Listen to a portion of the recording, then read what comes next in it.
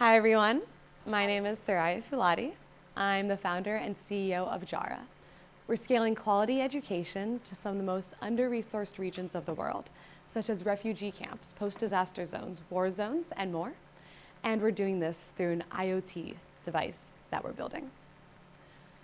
So I want to first ask, raise your hand if you know somebody under 18. Yep, most of us. Now think about who they are. Now raise your hand if you know 2 people under 18. Think about who those 2 people are. What if I were to tell you that 1 in 2 children today are living in poverty?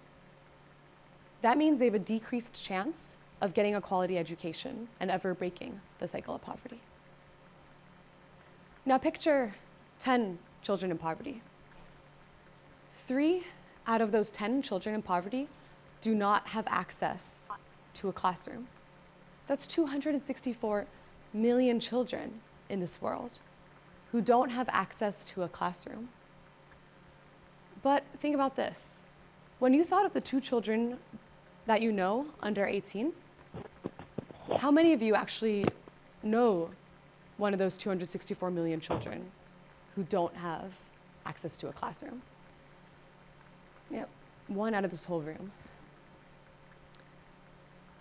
Why? Why are we so far removed from this huge population of children in this world? We have the media to turn to this. So when a natural disaster hits, or human-made disaster hits, we hear about it for maybe maximum 2 weeks to a month. And then after, we don't hear much about it. And what most people think, is what we found, is that humanitarian aid and disaster relief did such a good job that that region is where it was before the disaster hit. Unfortunately, this is not the truth. In the past 30 years, over 300 regions of the world that have been hit by natural disaster have not had their infrastructure rebuilt, which usually means that the schools that used to be there are gone, that more and more children are getting displaced out of getting a chance at education and ever getting a hope of achieving success in whatever success means for that child in that region. And currently, there's 535 million children living in disaster, post-disaster, or war zones. 535 million children. And this is something that I became very, very, very aware of when I was about 14, 15 years old. And that's one of the reasons I started all of this. But I'd love to first start by sharing my story of really how we got from where I started to here. How it happened that I've committed my life to this mission and how it's going to be my whole life's work. So I was born into a multicultural family. And I was very lucky that I was given a spot to attend the United Nations International School in New York City. This school is a very special school. Between the student and teacher body, we represented over 150 different regions of the world. We learned international history. We learned over 17 religions. We learned about even from first grade, we learned about the truths of the world, that there is famine, that there is modern-day slavery. We learned what the world really is. When a disaster hit, we learned about the initiatives that were being implemented, and we got to follow those journeys for that year, 2 years, 3 years, and 4 years to see what succeeded and what failed, and why. So from a very young age, I learned about the truths of the world and what works and doesn't work in the field of humanitarian aid. And yeah, it definitely sounds super linear going from that to where I am now. As life is, it was actually the opposite of linear. So growing up, I thought I was going to become a professional ballet dancer. I was training every day. It was my whole world and everything, my core passion. And then when I was a teenager, right as my skill was, hitting its peak, as everything was about to take off, I did a very teenager thing and tried skateboarding one day. Yep. Unfortunately, I fell off and broke my ankle and had to get a lot of titanium implants. And that was the moment that really ended my dance career. And I don't know how many of you can resonate, but maybe quite a few of you. When you have a dream and then it's gone overnight, is one of the most painful things. So I spent the next year just lost. I lost my identity. I lost my sense of self. I lost my passion, and I lost my future. I did not know where to turn. And this was when I was about 15, age 15. So I thought about, what things do I actually care about in this world? And it wasn't yet humanitarian development or everything in the world. I actually was like, well, I'm scared of my own death, so why don't I go into life extension research? To which I did. I found an internship at a university in New York City called Cooper Union, and they had a neurophysiology lab, which is a brain-body connection.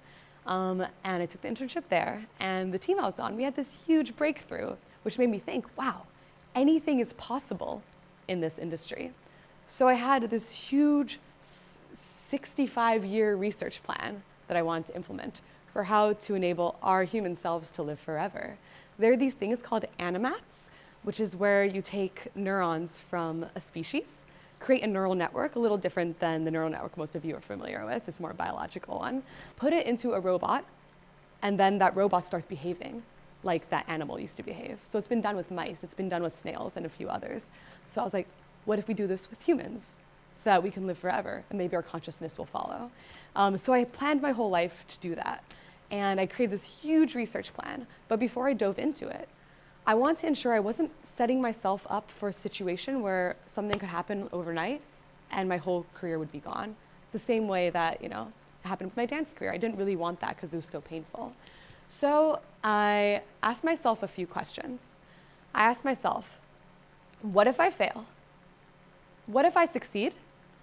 And why am I doing this? So what if I succeeded? It looked like, well, I'm 90-something years old, I'm living forever, but was this a life I really want to extend if all I did was hide underground working on this research? And where are my friends? That was one question that came to mind. And then what next? What now?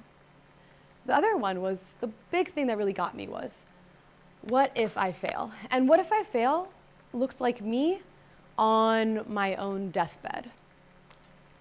And that was very troubling. I was like, why is it just me on my own deathbed? And that's when it hit me. I wasn't doing this for you or you to be living forever. I was doing it just for myself. And that's when it really got to me that I was doing this out of fear. I was about to go into a life working on something for selfish reasons out of fear. And I knew that's not the life that I wanted to live. So it was in that moment that I had a few epiphanies. The first one being, I always thought death was the worst thing for a human. But then I realized what's worse than death is being alive and not being able to live your life fully while alive just because of the situation you were born into. And I just found that so completely unfair, because so much of this world is born into situations that determine their whole future or fall into situations that do the same. And why is it that so much of our population, the people we know, we get to live our lives, do whatever we want, while the rest of the world does not ever get the chance to achieve what they want to see in the world or in themselves? The second one was, I realized life goals, they're not really sustainable because you either finish it or fail at it. And then what? So instead, I was like, I need to come up with something that's sustainable, something I could practice every day, something infinite, inexhaustible, with no means to an end. So that's when it hit me, a purpose and a mission. That's something that I continuously practice every day, that I could live by and always live forever in. So I needed to develop one that would be something I could really embody. So I developed a mission of accelerating positive change in this world. And I really loved this idea. In every decision I was faced, I would automatically choose the one that would accelerate positive change. But I realized I couldn't next day automatically be someone who embodies this fully. I needed to really train myself. So I kind of compared this to machine learning for the human. So I spent the next year training myself to accelerate positive change. So what this looked like for a young high schooler was a few months doing it on a small scale to start. So what this looked like was tutoring people for free, holding the door open in the hallway just a little bit longer so someone could get through, going out of my way to just help people and systems out. And once after a few months, I really felt I got this down on the small scale. So what does a medium scale of this look like? So spring break was coming up, and the tsunami and earthquake in Japan had just hit. So I wanted to do something about it. So I started an initiative called Jamming for Relief, where we got a bunch of youth musicians together in New York to spend our spring break playing music on the streets of New York to raise money for disaster relief in Japan. And I did a few more initiatives like that. So here we are, a year later, after spending every single moment slowly and intentionally figuring out how to accelerate positive change. I feel like I became really the embodiment of this mission and purpose. So then I was like, okay, I want this life that I have to have the biggest impact I can possibly have. So I was like, okay, how do we do this? How do we accelerate positive change on the biggest scale possible? So the United Nations School had taught me all about all these big issues in the world, like modern day slavery, famine, climate change, and more. So I was like, oh my gosh, so many issues. Well, I have a lot of years. Why don't I spend maybe 5 to 10 years on each one of these issues? So I was sitting there thinking, wow, that's perfect. I figured it out. And then it hit me. If a disaster can uproot centuries of hard work of a region of the world, couldn't a gust of wind uproot my life's work if I only moved the needle a little bit in each of these world issues? So I was like, well, there's this whole list of issues. What if I figure out what the root cause of all these issues are, and then get hundreds of millions of people by my side to work on that? Wouldn't that undo most of these world issues? And the answer is yes. So I had to figure out what is the root cause of so many of the world's issues. So I did a big deep dive into researching, into talking to so many people who work in and out of the humanitarian industry, talked to everyone from all these different places, and to which it was concluded that lack of access to quality education and lack of access to information is one of the root causes of all these world issues. So that became a statement that I needed to understand. I was like, okay, how do we increase access to quality education in the world? And for who? Do we want to do it for those who are living a really great life, who have a really great education, but it could be a little better? Or do we want to focus on the people who were born to situations not set up for their future, or who fell into those because of something external? So that big question was sitting there. And then an old innovation from a long time ago that it was in my mind came up. So when I was in first grade, I really, really loved learning. And my sister was 3 years older than me. So she was learning, these cool things that I wanted access to, like long division and stuff like that. So I was like, okay, I'm gonna take her textbooks and read through the whole textbooks and learn everything. So I remember sitting in my room with 3 big textbooks in front of me that were hers. And I was so excited to learn all the textbooks. And then I started opening them and realizing a lot of this information is not really necessary for me to actually learn the core concept that I want to learn. So I flipped to the summary section of each of these chapters and saw that it was these complex ideas but broken down in more simplified ways. But it wasn't simple enough for my first grader mind to understand. So I took little flashcards and I broke those simplified versions up into even more simplified step-by-steps ways of learning. And then I started learning very complex concepts at a young age, because I was able to break down complex ideas into simple, digestible ways. And I started doing that, and I got ahead in class. And then I taught a friend how to do that, and then they got ahead in class. And I was like, whoa, this works. So I kept doing it. And then I remember in freshman year of high school, I was sitting in my room, surrounded by mountains of flashcards and a lot of used up pens. And I was thinking to myself, oh my gosh, I'm damaging the environment. I'm single-handedly damaging the environment. Because in our school, they taught us to really care deeply about the environment and ensure we weren't wasting goods like paper and other things. So I was like, well, maybe I should go find a digital flashcard device, something I can make flashcards on. And this was before smartphones and before apps existed. So I went online to find this, and lo and behold, it didn't exist. So I was like, whoa, I'm going to create this big innovation, a digital flashcard device that everyone's going to want to use. And then I was like, wait, no one really knows how to, make these flashcards the way I do it for learning. And also, I have no clue how to build a device. So I just parked that idea in my head. But then when that moment came, how do we scale quality education to the most under-resourced regions in the world? This old idea came back, and I was like, wait, what if? What if a device like this could be a solution? So I went online to see what other initiatives like that existed. And there were some that existed, but they weren't working out too well. And online I shared why. So there was so much opportunity for something to actually work in this whole field like this. So from that moment on, I was like, this is possible. So I designed my life so I could one day make this a reality. So I went to school for electrical engineering to learn how to build the device. I took jobs in education, development, sales, business management, and more to learn how to run a company to do this. And then 3 days after graduation, turned down a bunch of six-figure engineering job offers to start this, moved out to the Bay on almost $0, and started this.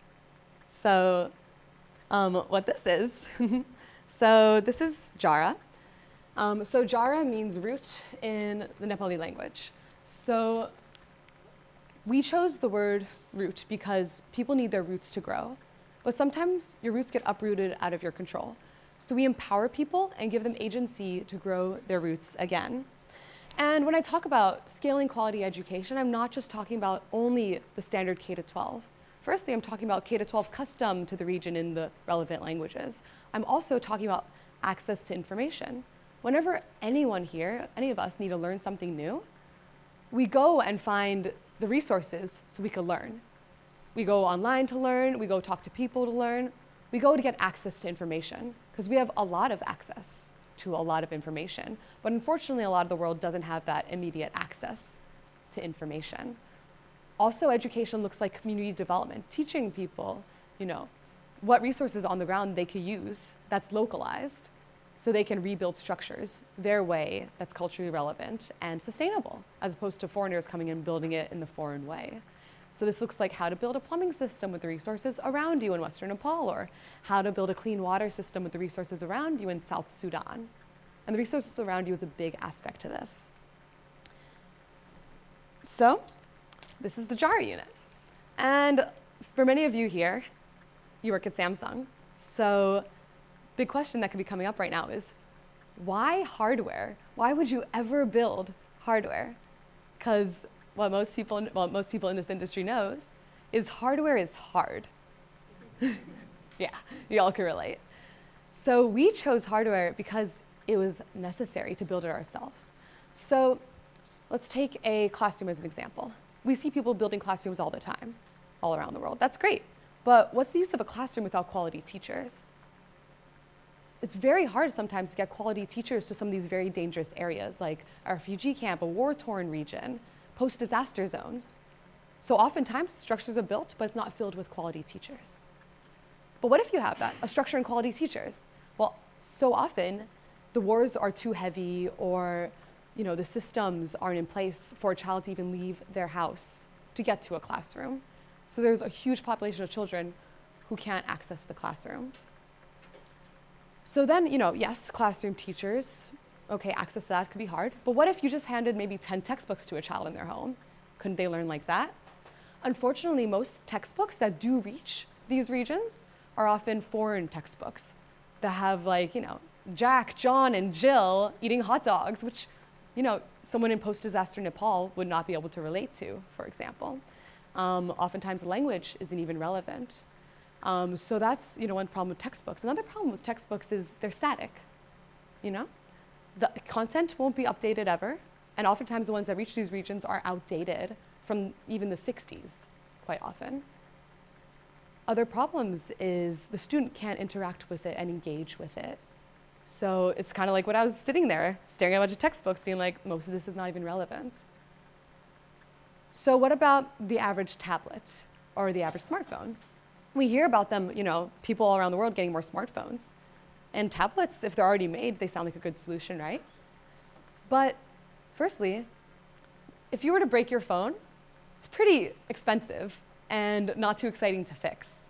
Imagine being somewhere in a refugee camp or in a post-disaster zone, and your one education device, which is a shiny, cool tablet or a shiny phone, breaks.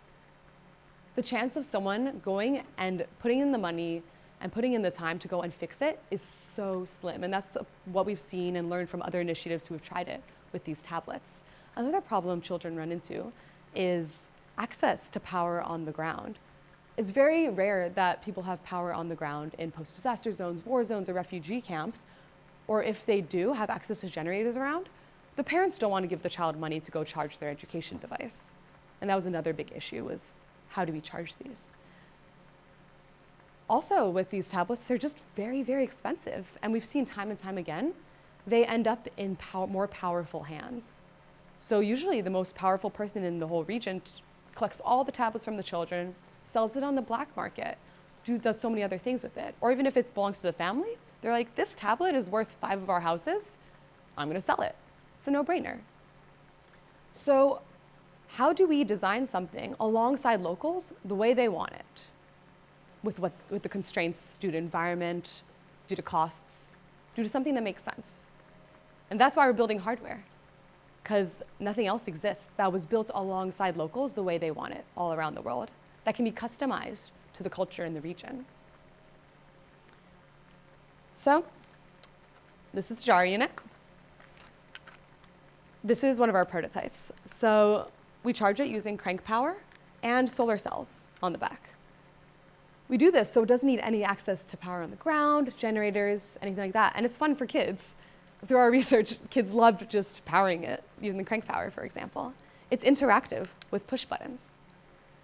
We've designed this to be extremely durable. So we're designing it to be dust-proof, waterproof, break-proof, and heat-proof. So the child can learn anywhere, anytime. We're designing this to be a supplement to under-resourced classrooms, so teaching teachers how to integrate this in the classroom. We're also designing this to be a solution for out-of-school children so they could eventually attain their degrees they need, despite their circumstances.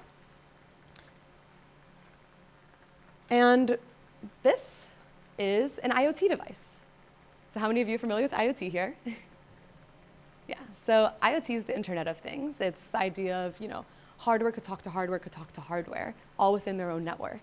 It's the idea of exchanging access to information, data, being transferred between hardware everywhere. So we've designed this to be an IoT device because we realize how important it is for this device to grow with the child. We're designing this to grow with the child from kindergarten to 12th grade. And it needs to grow with the child in terms of content, in terms of what they're interested in terms of what's happening in society, because things are always changing, new developments, new things to learn. Why should it be that these children in these post-disaster zones or refugee camps get the worst education? Why? They should be getting the best education. So that's what we're doing with this.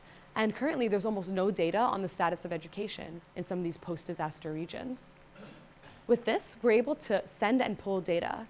We're able to have real impact metrics, which is something that very few humanitarian aid organizations can say they can do. Because this is an IoT device, and all it requires is one person with one smartphone in the region.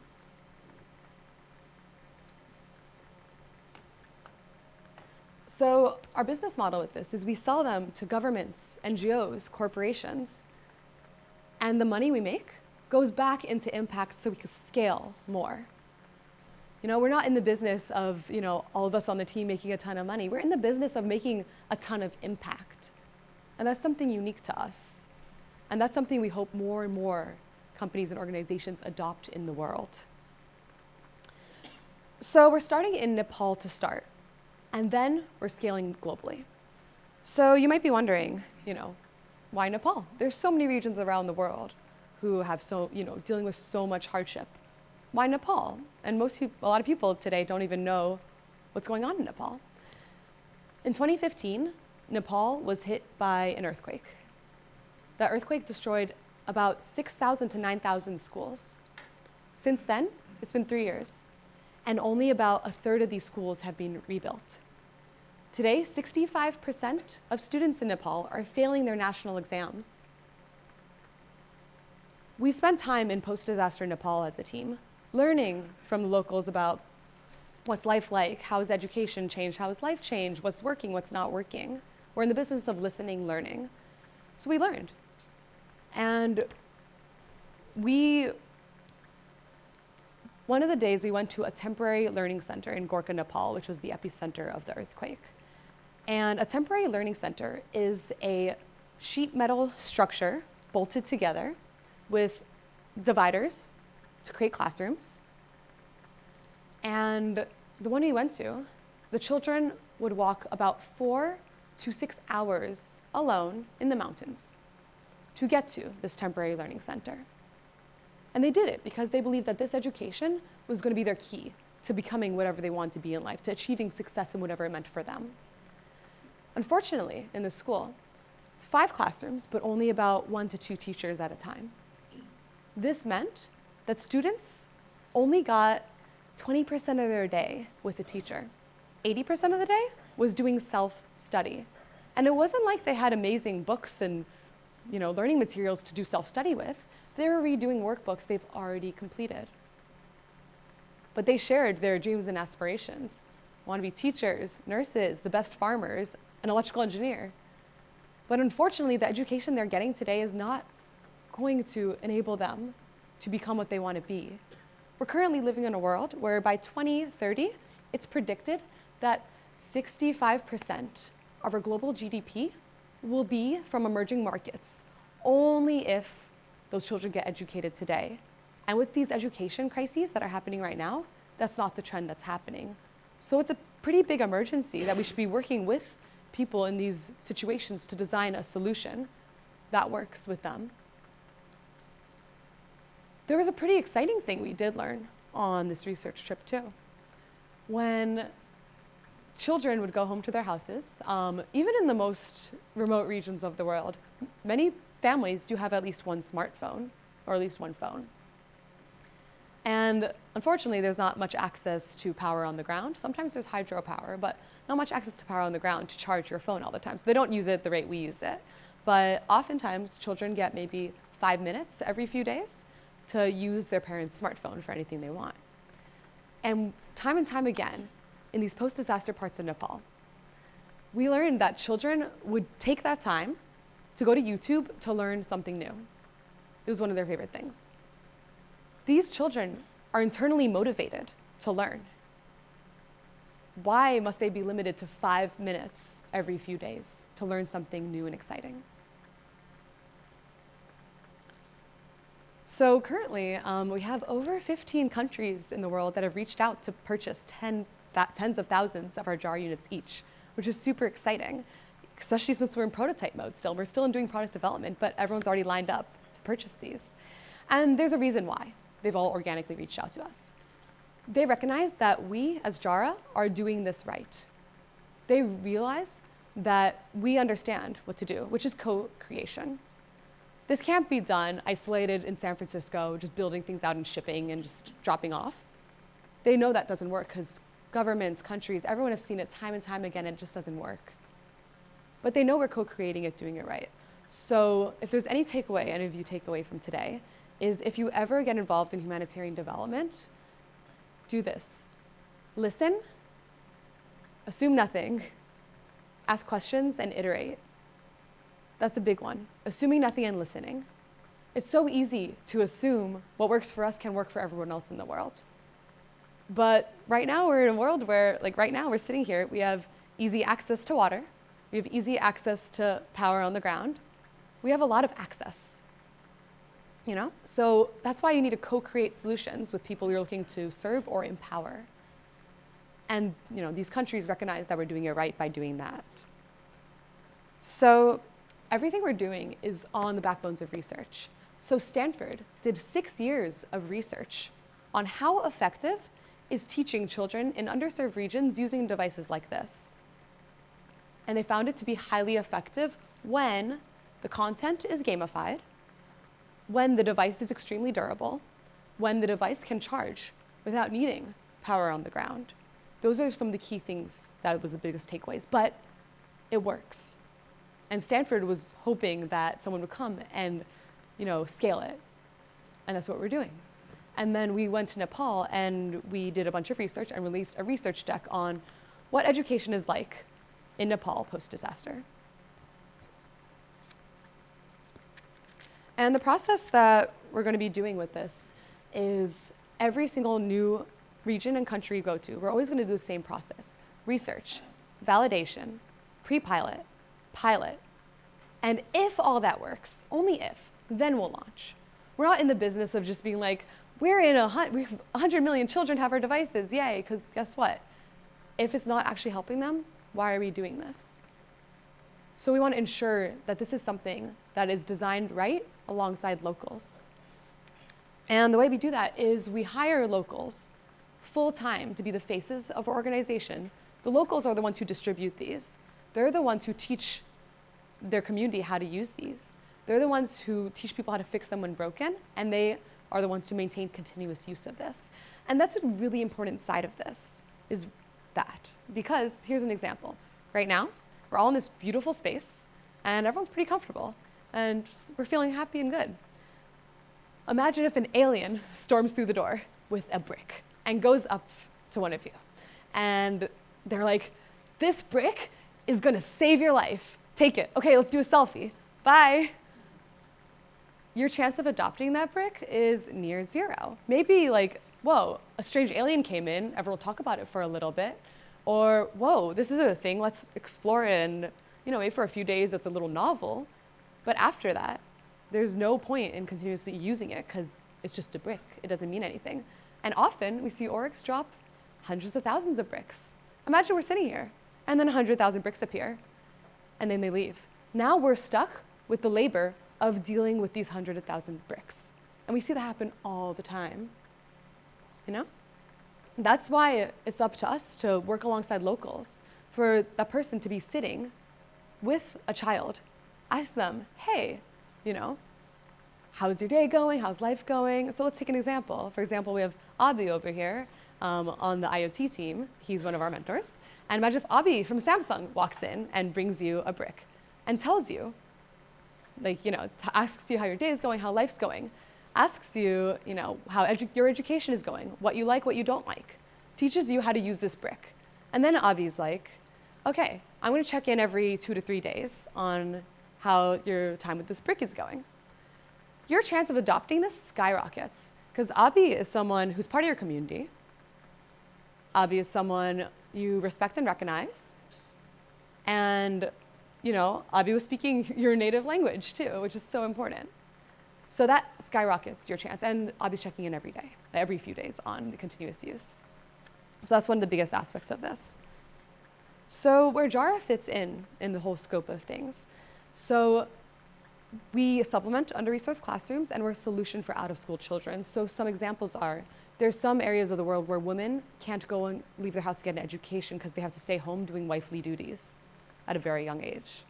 There are child laborers who by day they have to work, and some child laborers choose to work to support their family. But what if by night they could come home and learn and get their degrees?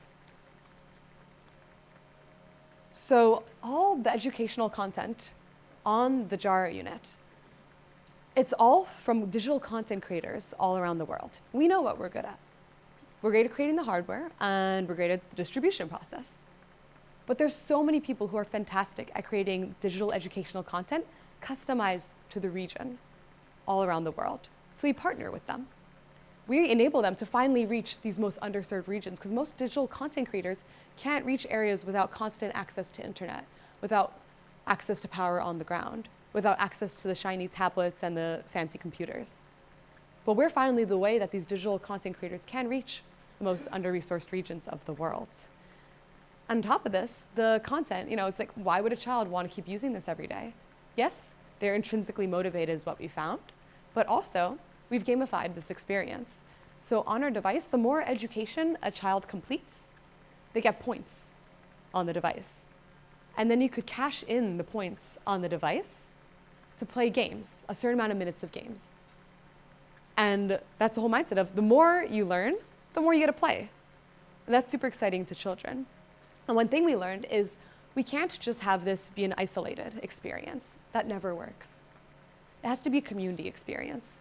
So we've designed this to have lessons where students have to come together to solve something, come together to learn something, come together and get the adults to come and build structures on the ground. This is designed to bring community even closer together in a way that's culturally relevant while preserving cultural roots. That's one of the most important parts of development, is the preservation of cultural roots, because that gets lost. That gets lost so quickly. So we have an incredible team that has come together to make this happen over these past few years. We have people who have lived in refugee camps as high schoolers, creating initiatives alongside youth. We have people who are experts in the field of emergency education. We have people who have implemented emergency education initiatives in areas like Nepal and beyond. We have engineers who have built out products for post-disaster regions, and our team's list goes on. So I believe that everybody deserves access to quality education in this world. This is an education crisis that nobody is talking about. It's silently happening. We can't be silent anymore. We have to be loud about this. And we can't do this alone. We need your minds at the table. We need the most powerful people in the world, governments, all these other powerful people at the table. Most importantly, we need the people, the children, community leaders, families in these situations at the table with the leaders, with brilliant minds, everyone coming together. We need the world coming together to make this happen. So my call to action and ask from all of you is, please join us on this journey. All of you are here working for Samsung because you're brilliant. You have a skill set like no other. And us as an organization, we don't have much funds, but we have a mission, and research is proving out that something like this is one of the solutions. So we would love for you to join us to make this happen. I believe in a world where everyone has access to empowerment, agency, and dignity for all. Do you? Thank you.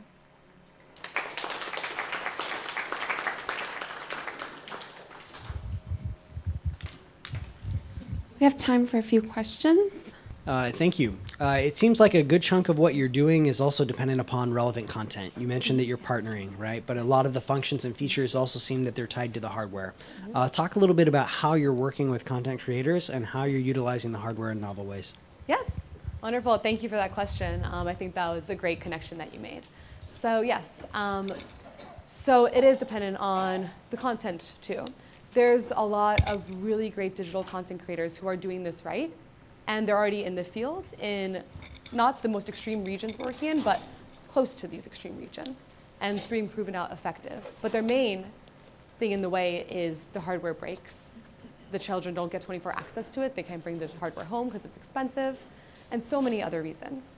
So right now, for the operating system, at first, we learn a lot in the process of this design. So at first, we're like, let's create a custom OS, yeah, da, da, da. But then we realized almost so many content creators use Android operating system, for example. So that's one of the design specs that we've changed since to accommodate these, is having Android platform.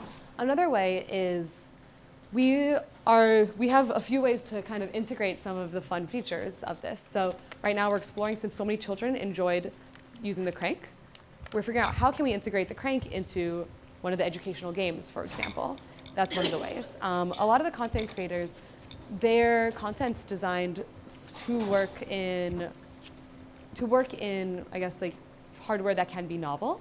So what we're discussing with some of the digital content creators is taking pieces of their content and taking pieces of other content and putting them together in its own way in our device. But the main big thing is we're using Android OS for this.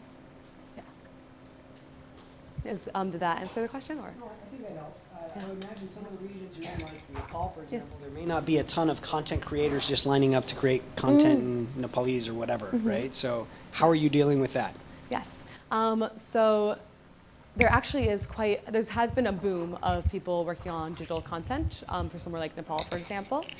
People are realizing that textbooks themselves, they're not that sustainable. So there's people digitizing textbooks in Nepal specifically.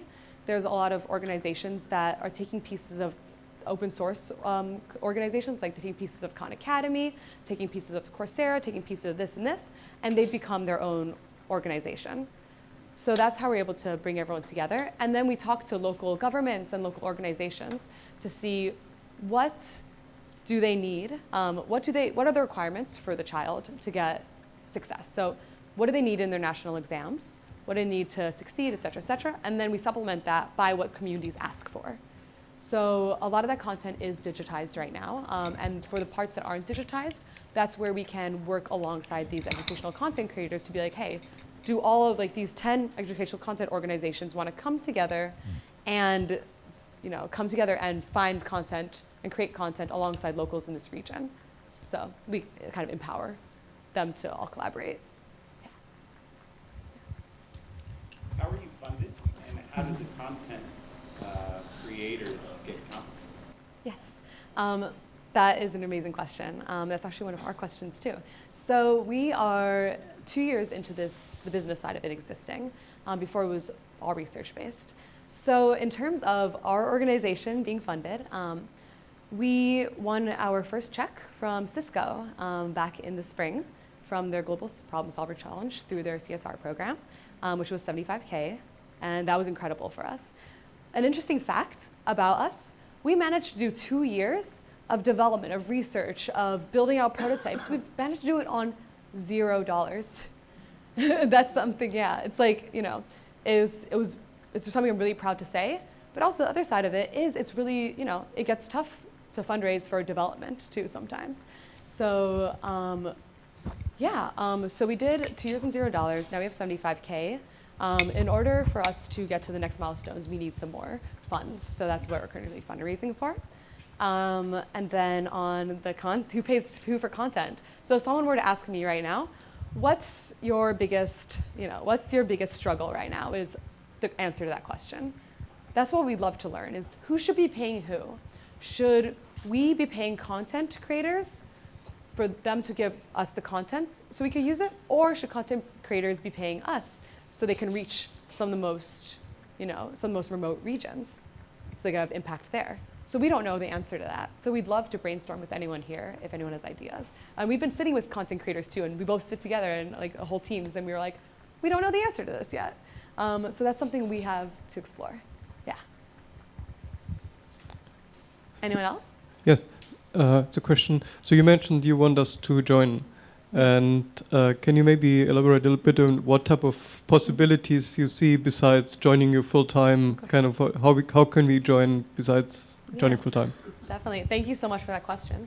There's a lot of ways to volunteer time with us. So as you can see, it is a technology device. And a lot of people here have a deep skill set in hardware and software.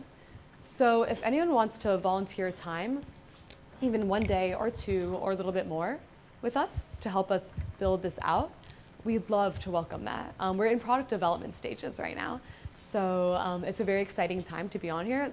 Who wouldn't want to say that they directly contributed to the development of what's going to be one of the most impactful education solutions out there? You'll be able to say that. So we'd love to have support on the hardware, software side, or even strategy. This is a big endeavor. So there's a lot of sides you can volunteer your time, even for a day or 2 or however long you want. But we're in the business of collaboration, and we would love any of you, any of your friends, anyone you know, to join us on this journey. This needs to happen together. So the more the merrier for this. Yeah. What do you think is going to be the average cost of hardware? Yes. So that's one of the really exciting things about what we're doing. We have used a lot of reverse innovation techniques, designing for affordability techniques, and a lot of other techniques to bring what we project to be $5 for manufacturing and assembly at scale. Yeah. And we've done that by, making some, making some design sacrifices, if you will. So a normal tablet has a really great color LCD screen, has touch screen, has a lot of other shiny, cool aspects, has some of the fastest processors. What we learned talking and designing this with locals around the world is they don't need the coolest, fastest processor. They don't need a colored screen. They don't need the coolest, shiniest thing. They just want something that gets them a lot of information and that they can interact with in the right way. So for example, our theory right now is that we'll be using a black and white screen. We might be proven differently as time goes on. Our theory right now is a black and white screen that's not touch screen. It's operated through push buttons.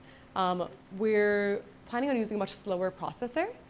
For example, you press a button and it's maybe a few second wait till something happens, which is what most of us used to be used to before this huge spike in our technology recently. So that's some of the trade-offs we'll do. But this also has a speaker in it too, which enables teaching of literacy and also having educational audio. There's a lot of educational videos that exist, especially through content creators. But in order to keep the costs very low, we'll exchange video for just audio, which still has a very impactful effect. So we're talking to a few video creators too in that content side. But yeah, we're going for the $5 is our aim. Yes. Yes, please. Could you speak to this? Oh, sure. So the ideal of the hardware is to give access to all of the children who don't have access to education. So practical use is that they'll take it home, they'll use it in the classroom both ways. So now I have there's a 5-year-old at home and there's a 10-year-old at home and a 16-year-old at home. So it's the ideal that the 5-year-old, well, whoever uses it first, they'll get their content and they can pass it on to the next person, the next child in the Yeah, home. that's a wonderful question. So that question was around, like, how does this really live in the lives, especially with multiple children, multiple ages, which happens a lot. So, so we're starting with 10 to 13-year-olds are going to be the first people using this, since we need a focus to start with our pilots. Eventually, we'll scale to K to 12. And with that, when we do introduce this to families and to regions, we're going to be bringing a surplus of these. So that's one of the biggest issues when someone delivers a physical product for humanitarian development is a lot of times there's a scarcity of that, and then that causes discord, it causes black market sales of this and this. If we have a surplus of these, every child who wants one has one, firstly, and then the content is updatable. So that enables it to grow with the child. So for example, the experience, if you will, of the child, it could have something like, it asks your age, it does some tests to figure out what education level you are, because some people are 16, but they're at the education level of a 7-year-old, for example. So it says, asks for age, then it asks, it does a bunch of test questions, and then it figures out where you are academically. And that's something that some content creators have figured out how to do, is that system. So that's a system we're implementing into this. And so ideally, in the whole ideal situation, all 3 children have their own. But if they don't, the children so these devices require a username. So children are able to put their username in. So kind of like a Game Boy, for example, if you ever experienced that. Most consoles had usernames, and you put in that, something like that. So for example, 3 children, 3 different names, they just go to their name and go from where they left off. Yeah. Thank you. Yes. How many places have we found that are done this and actually have, say, remote areas that don't even have access to internet, or providing that connectivity? Yes. One cell phone. What about infrastructure? Yes. So the question was about what about infrastructure? For example, how many regions have we done research in and visited that actually had internet access to do these updates? So we are currently talking to an IoT provider that has figured out how to do IoT updates in very remote regions with very little access to internet. And that is through the process of using phone towers and phones. So that's what we're looking at right now. And that's what creates the ability to create those updates. So, How does this help you? yes, have these? So a Bluetooth low energy chip is what we're looking at right now. Yeah. Yeah. Yeah. Since you talked about impact, Yes. can you say a little about how you measure the impact? Yes. And do you also measure the engagement with the device? Yes. Thank you. Yeah, great question. How do we measure impact? So as the child goes through this device, it tracks the experience the child is doing. And there's a few ways to measure it. For example, as there's quizzes on the device, that enables the child to figure out where they are academically. And since it is digital, it's a little different than the quizzes we do by paper, because it's able to, while you're doing it, teach you actually how to figure out the right answer, as opposed to, so many of us, we do quizzes, we finish it, get one wrong, and we don't check often. But with this, the children have access to learning what they should be learning and not leaving it behind, for example. We're able to see the iteration process of that and how many times it took a child to learn what they need to learn. We're able to see how far the child was able to progress academically. There's also survey questions throughout this that children can answer to. This even has access to opportunity to pull data that originally wasn't accessible. For example, is the soil today dry or is it wet? And that data is very valuable, having, and understanding environmental data in very remote regions, for example. So the children are able to do that. And then we're able to pull that through our IoT pulls and updates. And then there's the other side, which is community development. So in this, we're able to teach communities how to use their own resources to rebuild systems. And our Jara ambassadors are tasked with about every week to take a picture of what's been being built. And we're able to publish that on our website so people can see the progress of physical structures being built. And then from there, we're able to get the data from how are their national exams going, et cetera, et cetera. So yeah, those are some of the ways we're measuring impact. Yeah. Any other questions? Yes? Can you speak to the mic? Is this, as you mentioned the United Nations scenario, is this also partially funded for your startup through the multiple United Nations programs? Yeah, so we haven't sent proposals to the United Nations programs yet. We're very excited to eventually start doing that, but not yet. But we would love any ideas of who we should be talking to figure out how to get funds for this, because we have an enormous amount of research, an enormous amount of demand. So we're in a place where we're figuring out how to strategically do this. So if anyone has ideas, we'd love to hear some. Yeah. Wonderful, thank you all so much. Thank you.